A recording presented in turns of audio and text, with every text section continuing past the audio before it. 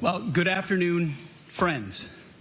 Thank you, Secretary Healy, for your leadership, both in hosting and now leading the UDCG. This is my first Ukraine Defense Contact Group, and I'm honored to join all of you today.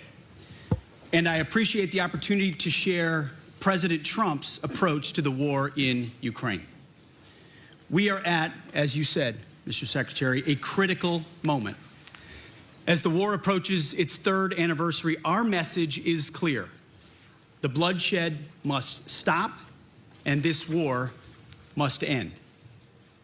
President Trump has been clear with the American people and with many of your leaders that stopping the fighting and reaching an enduring peace is a top priority.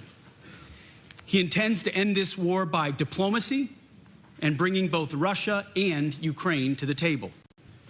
And the U.S. Department of Defense will help achieve this goal. We will only end this devastating war and establish a durable peace by coupling allied strength with a realistic assessment of the battlefield.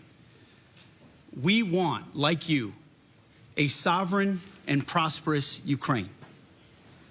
But we must start by recognizing that returning to Ukraine's pre-2014 borders is an unrealistic objective.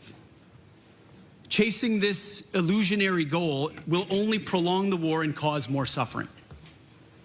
A durable peace for Ukraine must include robust security guarantees to ensure that the war will not begin again.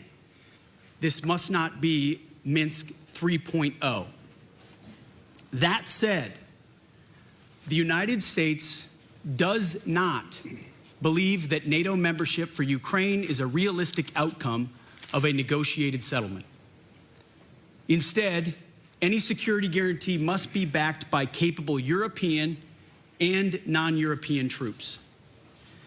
If these troops are deployed as peacekeepers to Ukraine at any point, they should be deployed as part of a non-NATO mission, and they should not be covered under Article 5. There also must be robust international oversight of the line of contact. To be clear, as part of any security guarantee, there will not be U.S. troops deployed to Ukraine. To further enable effective diplomacy and drive down energy prices that fund the Russian war machine, President Trump is unleashing American energy production and encouraging other nations to do the same. Lower energy prices, coupled with more effective enforcement of energy sanctions, will help bring Russia to the table. Safeguarding European security must be an imperative for European members of NATO. As part of this, Europe must provide the overwhelming share of future lethal and non-lethal aid to Ukraine. Members of this contact group must meet the moment. This means donating more ammunition and equipment, leveraging comparative advantages, expanding your defense industrial base, and importantly, leveling with your citizens about the threat facing Europe. Part of this is speaking frankly with your people about how this threat can only be met by spending more on defense. 2% is not enough. President Trump has called for 5%. And I agree.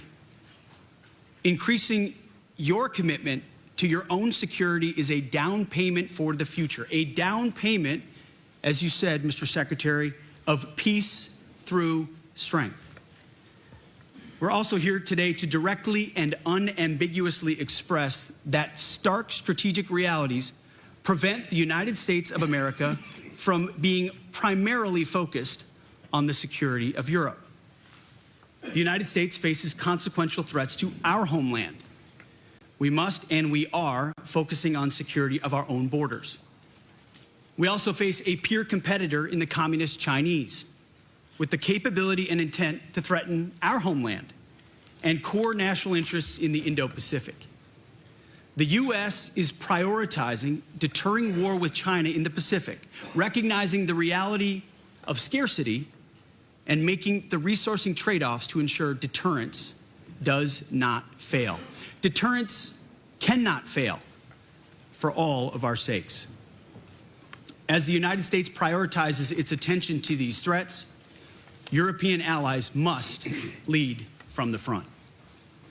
Together, we can establish a division of labor that maximizes our comparative advantages in Europe and Pacific, respectively. In my first weeks as Secretary of Defense, under President Trump's leadership, we've seen promising signs that Europe sees this threat, understands what needs to be done, and is stepping up to the task. For example, Sweden recently announced its largest ever assistance package. We applaud them for committing $1.2 billion in ammunition and other needed material.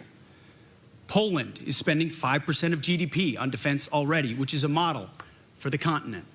And 14 other countries are co-leading capability coalitions.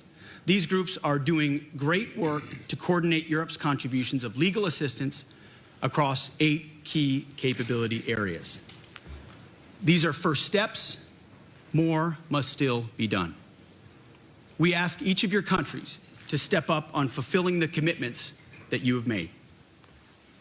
And we challenge your countries and your citizens to double down and recommit yourselves not only to Ukraine's immediate security needs, but to Europe's long-term defense and deterrence goals.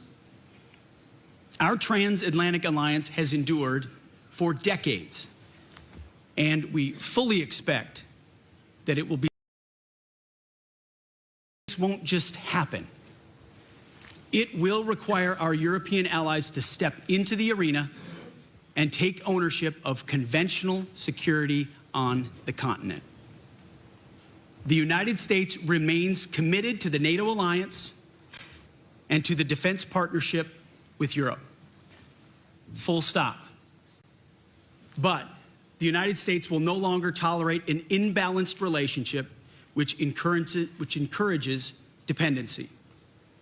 Rather, our relationship will prioritize empowering Europe to own responsibility for its own security.